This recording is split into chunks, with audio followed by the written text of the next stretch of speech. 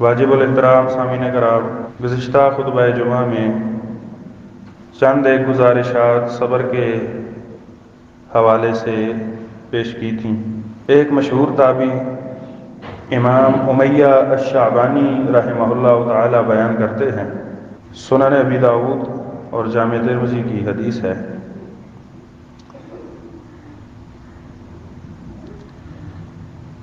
کہتے ہیں کہ میں ایک دفعہ سیدنا ابو ثعلبہ الخشنی رضی اللہ تعالی عنہ کے پاس گیا۔ قرآن کی ایک آیت کریمہ کا مفہوم پوچھنا تھا۔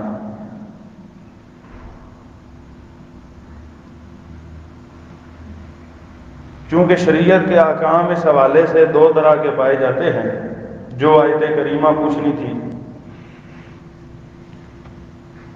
اس کا مفہوم کچھ اور تھا اور دیگر کچھ آیات کا مفہوم اور تھا۔ رسول اللہ صلی اللہ علیہ وسلم کا فرمان کچھ اور تھا اور قرآن کی جو آیت میرے ذہن میں تھی اس کا مفہوم کچھ اور تھا۔ لہٰذا میں نے سوچا اور یہ مناسب سمجھا کہ میں کسی پختہ کار عالم کے پاس اور اس مسئلے کا حل پوچھوں۔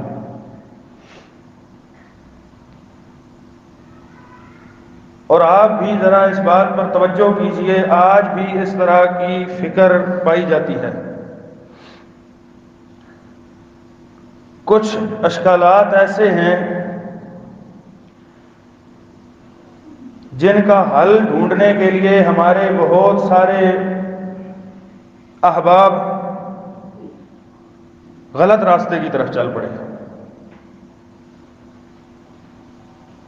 کہ حدیث اگر کچھ اور کہتی ہے اور قرآن کی آیات میں کچھ اور طرح کا مفہوم پایا جاتا ہے،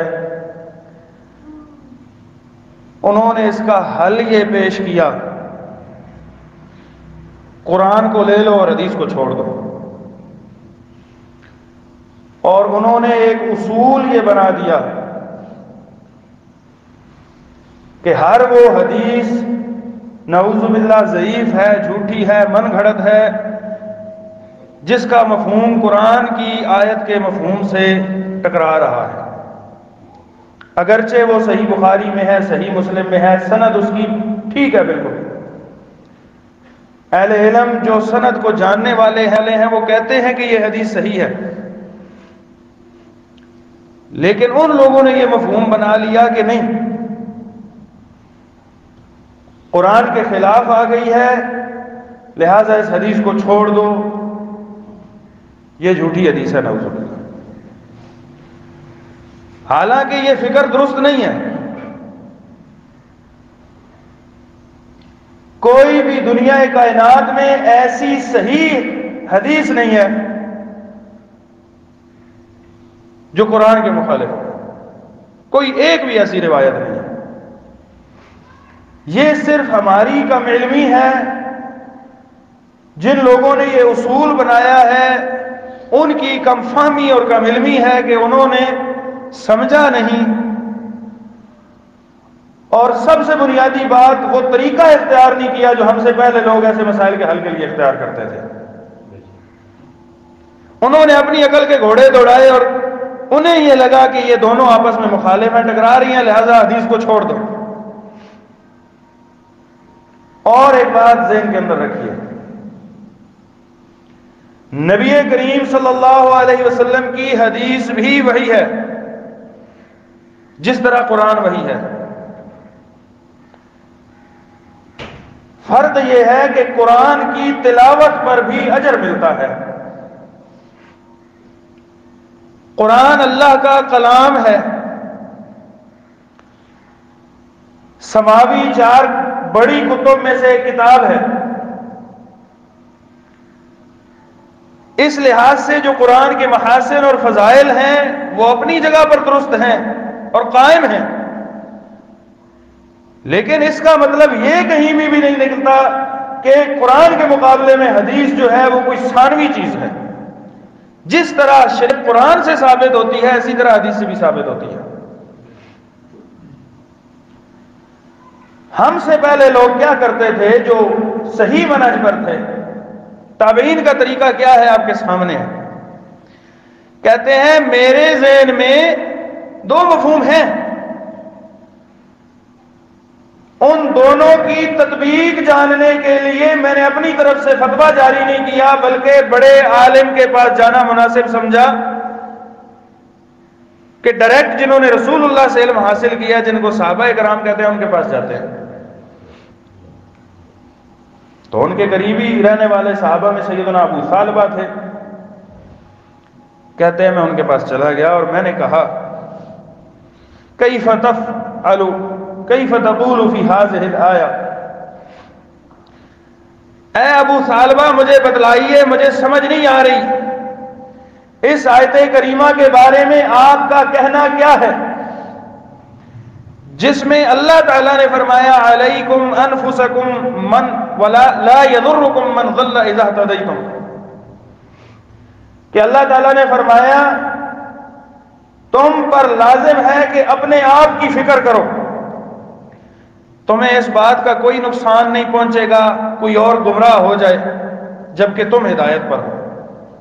اگر تم ہدایت پر ہو تو تمہیں کوئی نقصان نہیں پہنچے گا، اگر کوئی اور گمراہ ہوتا ہے تو ہوتا رہے۔ قرآن کی آیت کا یہ مفہوم بنتا ہے۔ کہتے ہیں ایک طرف یہ آیت کریمہ ہے، دوسری طرف نبی کریم صلی اللہ علیہ وسلم کی احادیث ہیں۔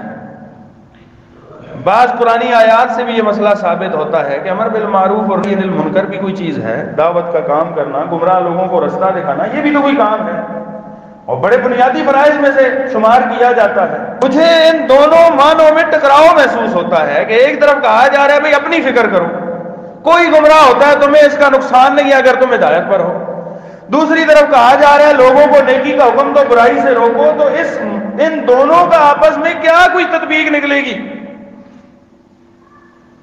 مسئلہ سمجھ نہیں آ رہا۔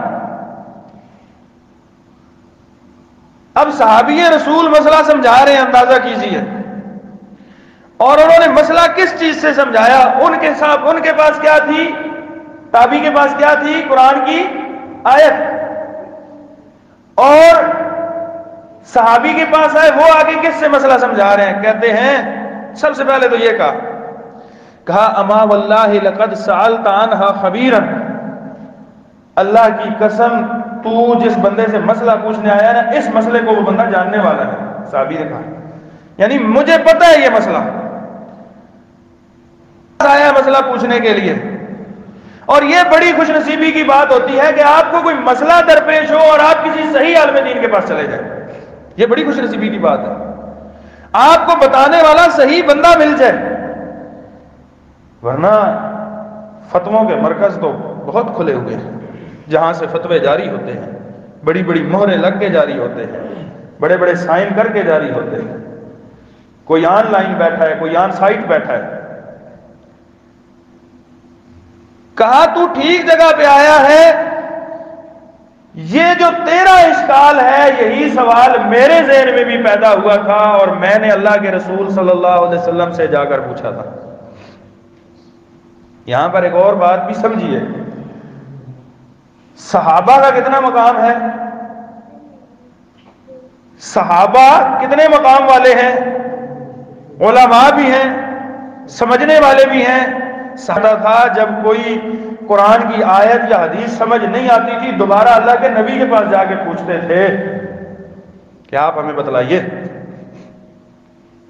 تو کہا کہ میرے ذہن میں بھی یہی اشکال پیدا ہوا، میں نے اللہ کے رسول صلی اللہ علیہ وسلم سے جا کے پوچھا تھا اس کے بارے میں کہ اس آیت کا مفہوم بتلائیے، اور ساتھ آپ نے جو کہا کہ دعوت و تبلیغ کرنی ہے اور آپ کرتے ہیں یہ تطبیق بھی دے دیجئے۔ کہا اللہ کے نبی صلی اللہ علیہ وسلم نے فرمایا تھا، یعنی اس آیت کا مفہوم کس سے سمجھنا ہے؟ حدیث سے۔ اگر قرآن کی آیت میں کوئی اشکال آ جائے تو حدیث اس اشکال کو حل کرے گی۔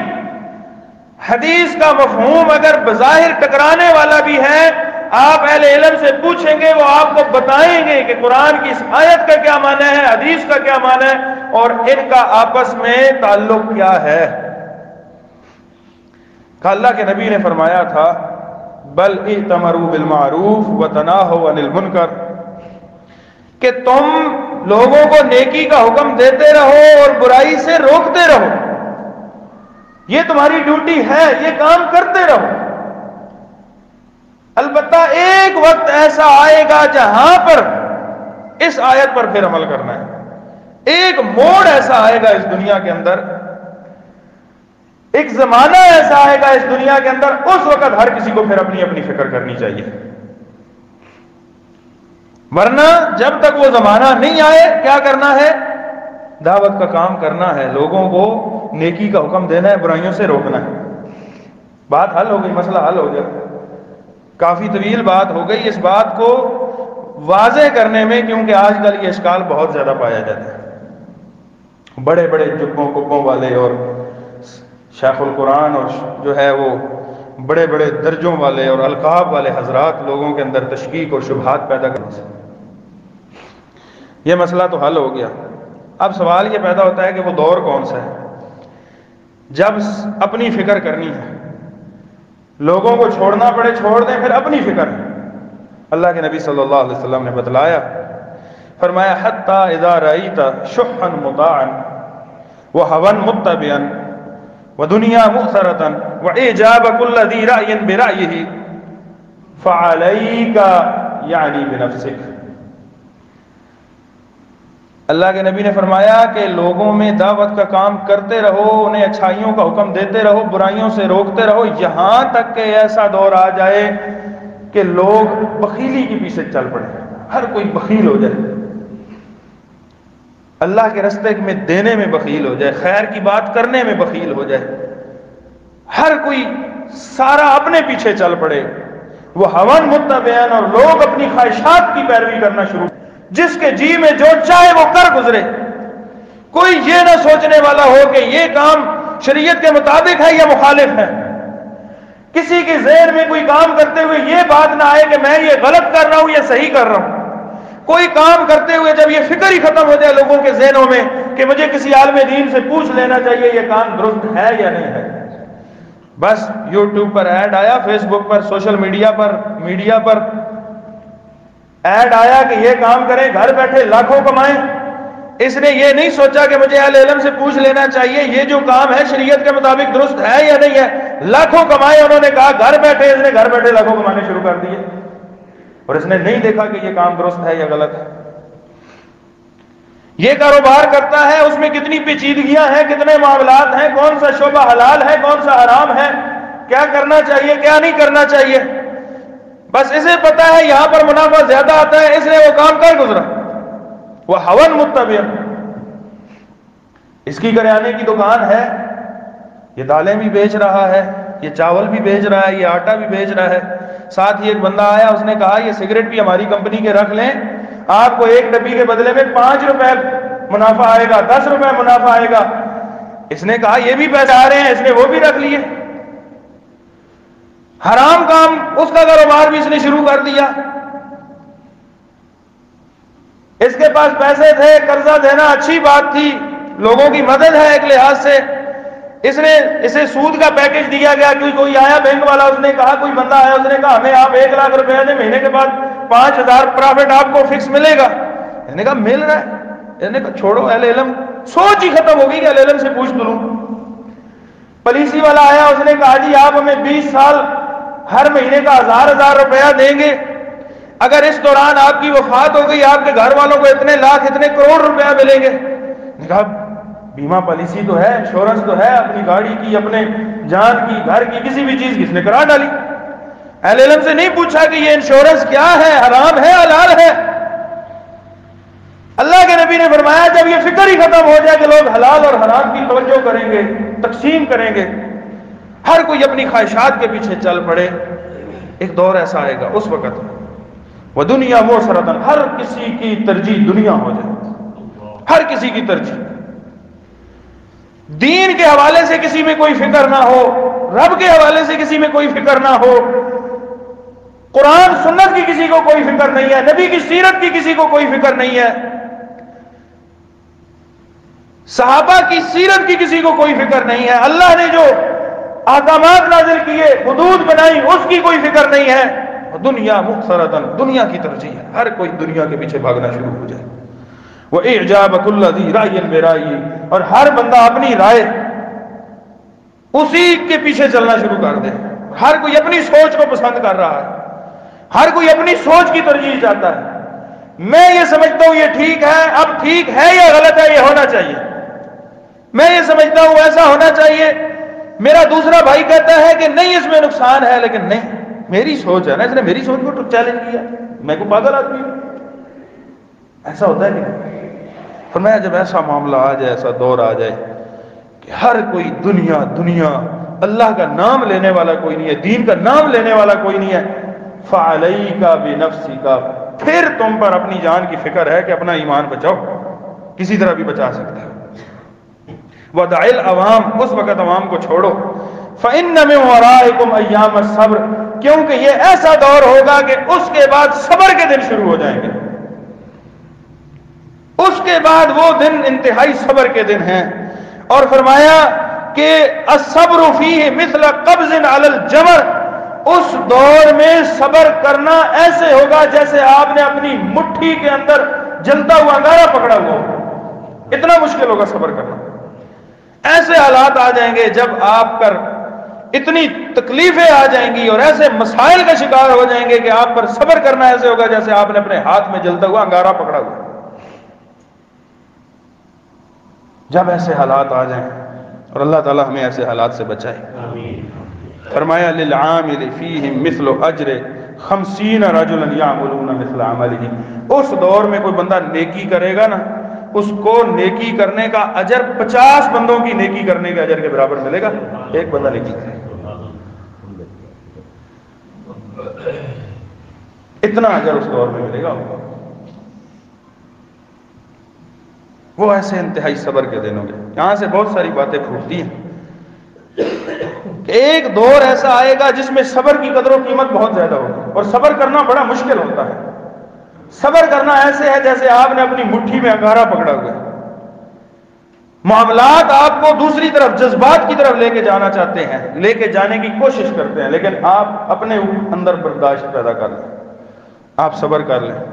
اور صبر کے دور میں، اس دور میں صبر جو کرے گا، اللہ تعالیٰ اس کو ایک نیکی کا بدلہ 50 بندوں کی نیکیاں کرنے جتنا دے گا.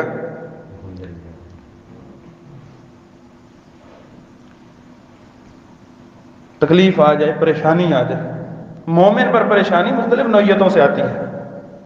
سیدنا محمود بن لبید رضی اللہ تعالی عنہ بیان کرتے ہیں، فرماتے ہیں کہ رسول اللہ صلی اللہ علیہ وسلم نے ارشاد فرمایا اذا احب قوما ابتلاهم، اللہ تعالیٰ جب کسی قوم سے محبت کرتا ہے، اللہ تعالیٰ ان پر آزمائشیں لاتا ہے. اللہ تعالیٰ جب کسی سے محبت کرتا ہے اس پر آزمائشیں لاتا ہے. آپ پر تکلیف آ گئی ہے، آپ اپنے اندر یہ بھی سوچیں کہ میرا رب مجھ سے محبت کر رہا ہے تو اس نے مجھ پر تکلیف بھیجی ہے. کوئی مشکل آ گئی ہے، پریشانی کا سامنا کرنا پڑا، کسی پیارے سے جدائی ہو گئی، کسی پیارے کی وفات ہو گئی، کوئی نقصان ہو گیا، کوئی ضرر آ گیا. فرمایا اذا احب قوما ابتلاهم، جب اللہ تعالیٰ کسی بندے سے محبت کرتا ہے تو اسے آزماتا ہے. فمن صبر فلہ الصبر فمن جزع فلہ الجزع، جو بندہ صبر کرے اللہ تعالیٰ بھی پھر اسے صبر کا بدلہ دیتا ہے، اور جو بندہ ناراضگی کا اظہار کرے پھر اللہ تعالیٰ کی طرف سے بھی ناراضگی آتی ہے. یہی تو آزمائش تھی، یہی تو آزمائش تھی کہ آپ صبر کرتے اور اللہ تعالیٰ آپ کو اس صبر کے بدلے میں اجر دیتا. اللہ تعالیٰ نے قرآن مجید میں نہیں ارشاد فرمایا اذا اصابتهم مصیبہ قالوا انا للہ وانا الیہ راجعون، اہل ایمان پر تو جب مصیبت آتی ہے، پریشانی آتی ہے، وہ انا للہ وانا الیہ راجعون پڑھتے ہیں. بھائی جو دیا تھا وہ بھی اللہ کا تھا، جو لے لیا اس نے وہ بھی اللہ کا تھا. میرا کیا تھا کہ مجھے نقصان ہوا ہے؟ میرا تو کچھ نہیں تھا، میرے اللہ کا تھا، اسی نے دیا، میرے اللہ کا تھا، اسی نے لے لیا. یہ اس کی مرضی کی باتیں ہیں، یہ اس کی تقدیر کے فیصلے ہیں، میں اس کی تقدیر پر راضی ہوں.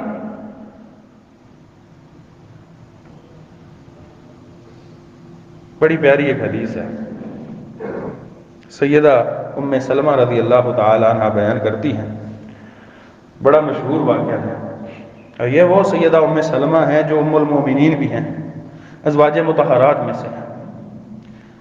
ان کی جو پہلی شادی ہوئی تھی سیدنا ابو سلمہ سے، وہ ان کے شوہر بہت اچھے تھے۔ خود کہتی ہیں کہ میں سمجھتی تھی کہ میرے شوہر جیسا شوہر شاید دنیا میں کوئی ہو، محبت کرنے والے، ساتھ دینے والے، ہر مشکل میں ساتھ کھڑے ہونے والے، خیال رکھنے والے، کیئر کرنے والے، آپ یعنی کتنی خوبیاں گن سکتے ہیں۔ سیدنا ابو سلمہ رضی اللہ تعالیٰ عنہ فوت ہو گئے، اور کہتی ہیں کہ میرے اوپر یہ انتہائی شدید قسم کے غم کی گھڑی تھی، شدید قسم کا غم تھا، اور یہ موقع بڑا سخت ہوتا ہے جب آپ نے ایک بندے کے ساتھ زندگی کا ایک حصہ گزارا ہوا ہو نا، اور آپ کے نشیب و فراز آپ دونوں نے مل کر گزارے، تو پھر یہ موقع بڑا مشکل موقع ہوتا ہے۔ میں گزشتہ ہفتے نانا ابو کے پاس بیٹھا ہوا تھا، تو میں جب آنے لگا تو میں ان کے پاس بیٹھا ہوا تھا، کچھ چند باتیں ہو رہی تھی، میں ان سے اجازت لے رہا تھا، تو ان کی آنکھوں میں آنسو آ گئے۔ کہتے ہیں کہ بیٹا آپ کی نانی چلی گئی ہیں۔ بندے نے جب دو بندوں نے نا اپنی زندگی کا وقت گزارا ہوتا ہے نا، تو یہ مرحلہ بڑا مشکل ہوتا ہے۔ یہ بڑھاپے میں بندہ کیا کرتا ہے؟ ہو سکتا ہے کہ آپ کے کام آپ کے بچے ہی کر رہے ہوتے ہیں، گھر والی آپ کا کام بھی کرنے قابل نہیں ہوتی، لیکن آپ یہ سوچیں اگر آپ کے والدین ہیں یا دادا دادی ہیں یا نانا نانی ہیں نا، وہ بیٹھے ہوئے ہیں سردیوں میں کمرے میں، اور وہ جو ایک دوسرے کے ساتھ باتیں کر رہے ہوتے ہیں نا، یہ بھی بڑی تسلیاں ہوتی ہیں۔ کبھی بیٹے، کبھی بہو، کبھی کسی کی طرف سے کوئی بات ہو جاتی ہے، کوئی معاملات ہو جاتے ہیں، یا ویسے کبھی دل تنگ ہوتا ہے، 100 باتیں، کوئی پچھلی یادیں، کوئی پچھلے مشکلات والے دن یاد کر کے بڑی تسلی ہوتی ہے۔ سیدہ ام سلمہ کہتی ہیں کہ مجھ پر غم کا پہاڑ ٹوٹا ہوا تھا۔ اللہ کے نبی صلی اللہ علیہ وسلم کو پتا تھا نا کہ آج ام سلمہ رضی اللہ تعالیٰ عنہ رشتہ دار بھی تھی، ان پر بڑا غم کا معاملہ ہے۔ اللہ کے رسول صلی اللہ علیہ وسلم آئے، آپ صلی اللہ علیہ وسلم نے فرمایا کہ ما من مسلم تصیبہ مصیبہ فیقول ما امرہ اللہ انا للہ و انا الیہ راجعون۔ جب کسی بندے اور وہ صبر کرتا ہے اور وہ کام کرتا ہے، وہ جملے کہتا ہے جس کا اللہ نے حکم دیا، اللہ تعالیٰ نے کیا حکم دیا کہ کیا کہنا ہے؟ انا للہ و انا الیہ راجعون، اور ساتھ وہ یہ دعا پڑھتا ہے اللہم اجرنی فی مصیبتی واخلف لی خیرا منہا الا اخلف اللہ خیرا منہا، کہ وہ ساتھ یہ کہتا ہے اللہم اجرنی فی مصیبتی، یا اللہ میری اس مصیبت میں مجھے اجر دے، اور اس مصیبت کا اچھا نعم البدل مجھے عطا کر دے۔ یہ جو مصیبت مجھ پر آئی ہے میں صبر کرتا ہوں یا کرتی ہوں تیری رضا کے لیے، تو مجھے اس سے بہتر بدلہ دے دے۔ آپ صلی اللہ علیہ وسلم نے فرمایا کہ اے ام سلمہ، اللہ تعالیٰ اس سے بہتر بدلہ اسے دیتا ہے، کسی بھی صورت میں ہو سکتا ہے۔ سیدہ ام سلمہ فرماتی ہیں میرے دل میں ایک بات آئی کہ میرے ابو سلمہ شوہر جیسا بندہ مجھے کیسے ملے گا، یعنی جتنا اچھا میرا یہ شوہر تھا اس سے اچھا مجھے کیسے ملے گا، لیکن رسول اللہ صلی اللہ علیہ وسلم نے فرمایا کہ ملتا ہے۔ میرے دل میں یہ یقین آ گیا کہ ملتا ہے، بظاہر کوئی صورت نظر نہیں آ رہی، پورا شہر مدینہ رشتہ دار سامنے ہیں، لوگ سامنے ہیں، لیکن کہتی ہے کہ میرے ذہن میں یہ بات آتی تھی کہ کیسے ملے گا ایسا نعم البدل، لیکن اللہ تعالیٰ نے ایسا نعم البدل، میرا ایمان تھا کہ اللہ کے نبی نے فرمایا تو ملے گا، کہتی ہیں پھر کچھ عرصہ بعد میری عدت کے دن ختم ہوئے، بعد میں اللہ کے رسول صلی اللہ علیہ وسلم کی طرف سے پیغام نکاح آ گیا، تو پھر وہ مجھے بات یاد آئی کہ اللہ تعالیٰ نعم البدل دیتا ہے۔ یعنی آپ مصیبت میں جب صبر کرتے ہیں، مصیبت میں آپ وہ کام کرتے ہیں جس کا اللہ نے حکم دیا ہے، تو اللہ تعالیٰ آپ کو اس سے بہترین نعم البدل دے۔ اسی لیے تو اللہ تعالیٰ نے فرمایا نا اذا اصابتهم مصیبہ قالوا انا للہ وانا الیہ راجعون اولئک علیہم صلوات من ربہم ورحمہ، جب بندہ کہتا ہے کہ انا للہ وانا الیہ راجعون، اللہ تعالیٰ پھر اس پر ایسے بندوں پر اپنی رحمتیں نازل کرتا ہے، مہربانیاں کر دیتا ہے اللہ تعالیٰ کی طرف سے مہربانیاں ہوتی ہیں ایسے لوگوں پر، اللہ تعالیٰ پھر اپنی خاص رحمتیں نچھاور کرتا ہے ان پر، اولئک هم المہتدون، اور یہ ایسے لوگ ہیں جو ہدایت یافتہ ہوتے ہیں۔ صحیح ہدایت والا بندہ وہ ہے جو مصیبت میں صبر کرتا ہے، جزا فضا نہیں کرتا۔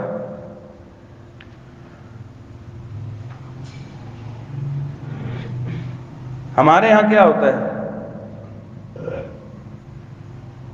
جب بھی کوئی مصیبت آئی، بالخصوص ہمارے ہاں یہ فوتگیوں کے مسائل کو دیکھ لیں، خواتین کے اندر بالخصوص بے صبری پائی جاتی ہے،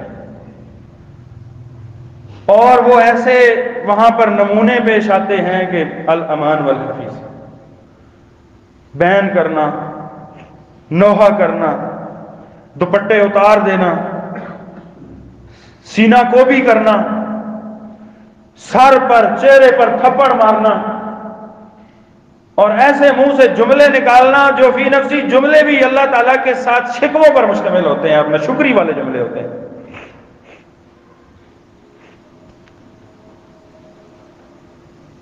اللہ کے نبی صلی اللہ علیہ وسلم نے ارشاد فرمایا لیس منا من لطم الخدود وشق الجیوب ودعا بدعوى الجاہلیہ، وہ بندہ ہم میں سے نہیں ہے جو کسی کی موت پر، کسی کی فوت پر، کسی کے مرنے پر اپنے گالوں کو پیٹتا ہے، گریبان پھاڑتا ہے، سر پہ مٹی ڈالنا شروع کر دی، بین شروع کر دیے، جاہلیت والی باتیں شروع کر دی، فرمایا وہ ہم میں سے نہیں ہے، ہم کے طریقے پر نہیں ہے، وہ میرے طریقے پر نہیں ہے۔ خواتین کو یہ بات سوچنی چاہیے کہ اگر وہ ایسا کر رہی ہے وہ نبی کے طریقے پر نہیں ہے، اللہ کے نبی نے فرما دیا وہ میرا نہیں ہے۔ جس کو آپ نے اپنا بنانا گوارا نہیں کیا، پھر اس سے بڑی مصیبت کیا ہو سکتی ہے، اس سے بڑی بری بات کیا ہو سکتی ہے۔ یہاں پر باقاعدہ ہمارے معاشرے کا یہ حصہ ہے، بلکہ جو خاتون نہیں روتی اس کے بارے میں باتیں کی جاتی ہیں، اسے تو غم ہی نہیں ہے۔ ہم نے کتنی جگہ پر دیکھا ہماری خواتین ہوتی ہیں، ان کی ایک تربیت ہے کہ وہ جاہلیت والی پکار نہیں کرتی، باہر سے آنے والی عورتیں باتیں کریں گی کہ اسے تو رونا ہی نہیں آتا، یہ تو خوش ہے، نعوذ باللہ من ذالک۔ خوش کون ہوتا ہے؟ لیکن اللہ تعالیٰ کا ایک شکر والا جذبہ، صبر بھی تو کوئی چیز ہے۔ صبر کس چیز کا نام ہے؟ اللہ کے نبی صلی اللہ علیہ وسلم گزر رہے ہیں، قبر کے پاس ایک عورت بیٹھی ہوئی ہے اور رو رہی ہے، بین کر رہی ہے۔ آپ صلی اللہ علیہ وسلم نے فرمایا اتق اللہ واصبری، اللہ سے ڈر جا، صبر کر۔ اس عورت نے تو نہیں دیکھا نا کہ اللہ کے رسول ہیں، وہ تو نیچے رو رہی ہے، اس نے نہیں پہچانا، اس نے کہا آپ پر یہ گھڑی آئی ہوتی تو میں پوچھتی، آپ مجھے تو کہہ رہے ہیں کہ صبر کرو، آپ کا کوئی پیارا جدا ہوتا تو میں پوچھتی۔ حالانکہ اللہ کے نبی صلی اللہ علیہ وسلم کے پیارے جدا ہوئے، آپ کے ہاتھوں میں آپ کا بیٹا ابراہیم، اس نے جان نہیں دی، ہاتھوں میں جان نکل رہی ہے اور آپ کی آنکھوں سے آنسو بہ رہے ہیں۔ یہ آنسو بہنا یہ صبر کے منافی نہیں ہے۔ یہ جو رونا ہے، بے آواز رونا، بہنوں کے بغیر رونا، غم تو ہوتا ہے، آنکھوں سے آنسو نکلتے ہیں، یہ خلاف نہیں ہے، لیکن ہمارے ہاں باقاعدہ یہ ایک سلسلہ بن چکا ہے۔ کئی خواتین کی یہ نظر ہوتی ہے اور بعد میں باقاعدہ 2 4 5 دن بعد 10 دن بعد جب فوتگی کے دن ختم ہو جاتے ہیں، پھر نتیجے نکالے جاتے ہیں، سب سے سونے بہن کس نے کیے تھے۔ باقاعدہ یہ باتیں ہوتی ہیں، شاید آپ کے آنا ہوتی ہوں، ہمارے علاقے میں تو یہ باقاعدہ رزلٹ نکلتے ہیں، فلانی نے جو ہے وہ سب سے سونے بہن کیے تھے۔ یعنی یہ عجیب معاملہ ہے۔ آپ بہنوں کی خوبصورتی کی خاطر دنیا کے لوگوں کو خوش کرنے کے لیے کہ لوگ دیکھیں کہ اس کو بڑا غم آیا ہوا ہے، اور عجیب طرح کی باتیں اور عجیب طرح کے وہاں پر جو ہے وہ الفاظ بولنا شروع کر دیں گے. اللہ کے نبی صلی اللہ علیہ وسلم کی حدیث ہے, آپ نے فرمایا النیاحۃ من امر الجاہلیہ, یہ جو نوحہ کرنا ہے, بین کرنے ہیں, یہ جاہلیت کے کاموں میں سے ایک کام ہے. اور فرمایا ان النائحۃ لم تتب, اگر جو نوحہ کرنے والی عورت ہے یہ توبہ نہ کرے, قطع اللہ لہا ثیابا من قطران ودرعا من لہب النار, جو عورت دنیا میں بین کرتی تھی موت فوت پر اور اس نے اللہ تعالیٰ سے توبہ نہیں کی, معافی نہیں مانگی, اللہ تعالیٰ اس کے لیے جہنم کے اندر قطع اللہ لہا ثیابا من قطران, اللہ تعالیٰ ترکول گندک کے کپڑے اس کے لیے کاٹ کے تیار کر دیتا ہے کہ یہ کپڑے قیامت والے دن جہنم میں اس کو پہنائے جائیں گے. اور فرمایا کہ وَدِرْعًا مِنْ لَهَبِ النَّارِ, اور آگ کے شعلوں کی قمیض اس کے لیے تیار ہو جاتی ہے, جو آگ کے شعلوں والی قمیض اسے پہنائی جائے گی اس عورت کو جو نوحہ اور بین کرتی تھی اور جاہلیت والی پکار پکارتی تھی. تو اس لحاظ سے یہ انتہائی اہم امر ہے کہ اس حوالے سے توجہ دی جائے. آپ کو ایک اور بڑی پیاری حدیث سناتا ہوں. سیدہ ام حبیبہ رضی اللہ تعالی عنہ, صحیح بخاری کی حدیث ہے. سیدہ ام حبیبہ رضی اللہ تعالی عنہ یہ بھی ام المومنین ہیں اور سیدنا ابو سفیان رضی اللہ تعالی عنہ کی صاحبزادی تھی. تو جب ان کو خبر پہنچی اپنے والد, ان کے والد سیدنا ابو سفیان شام میں تھے, وہاں سے خبر آئی کہ آپ کے والد فوت ہو گئے. سیدہ ام حبیبہ رضی اللہ تعالی عنہ نے وہ گھڑی دکھ کی گزاری, ایک دن گزرا, 2 دن گزرے, 3 دن گزرے. جب 3 دن گزر گئے تو سیدہ ام حبیبہ رضی اللہ تعالی عنہ نے خوشبو منگائی اور اپنے کپڑوں پر خوشبو لگائی.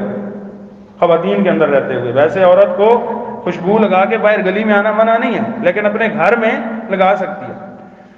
چونکہ خوشبو کے بارے میں یہ سمجھا جاتا ہے نا, جس نے خوشبو لگائی ہوئی ہے تو یہ سمجھا جاتا ہے کہ یہ یعنی اب دکھ والی گھڑی میں نہیں ہے. عموماً خوشبو کو ایک عمومی نارمل لائف کا حصہ سمجھا جاتا ہے. تو انہوں نے صاف ستھرے کپڑے پہنے, بال کنگھی کی اور خوشبو منگائی اور کہا کہ اگر اللہ کے نبی صلی اللہ علیہ وسلم کا حکم نہ ہوتا تو میں 3 دن سے زیادہ سوگ کرتی, لیکن اللہ کے نبی صلی اللہ علیہ وسلم نے فرمایا تھا کسی عورت کے لیے جائز نہیں ہے کہ 3 دن سے زیادہ سوگ کرے سوائے اپنے شوہر کے, کہ جس کا شوہر فوت ہو جائے تو وہ جو ہے وہ اپنی عدت کے دن سارے سوگ میں گزارے گی. ورنہ جو عام عورت ہے, کوئی کسی کا بھائی فوت ہوا ہے, والد فوت ہوا ہے, اس کے لیے جائز نہیں ہے کہ 3 دن سے زیادہ سوگ منائے, سوگ کرے. صحابیات نے ہمیں یہ تعلیم دی ہے. اس لحاظ سے یہ صبر انتہائی قیمتی چیز ہے.